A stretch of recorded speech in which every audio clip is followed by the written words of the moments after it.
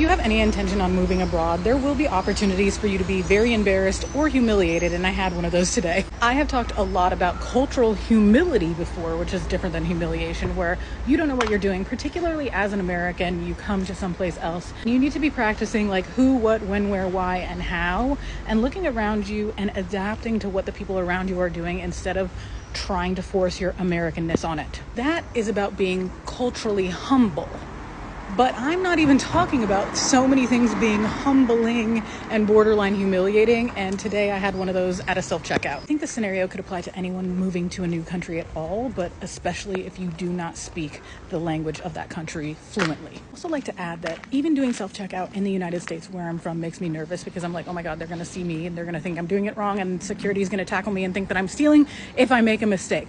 So I'm going into it with that kind of attitude. But since I have done self-checkout several times in France, I was like, it's no big deal. I'm just going to do it. I only have a few items.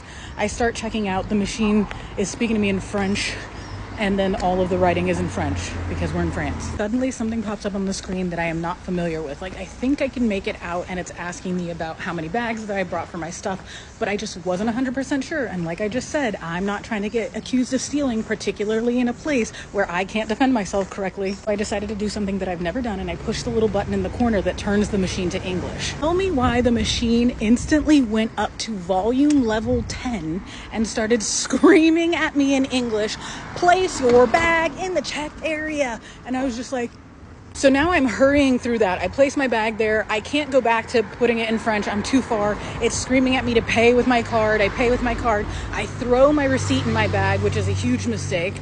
And then I put my stuff on top of it. Okay, why is that a mistake? Because to get out of the self-checkout area, you have to scan the barcode on your receipt. So then I'm just standing there. The machine is finished screaming at me in English, and I'm digging through my bag looking for the receipt so I can get out of there. And I'm just like,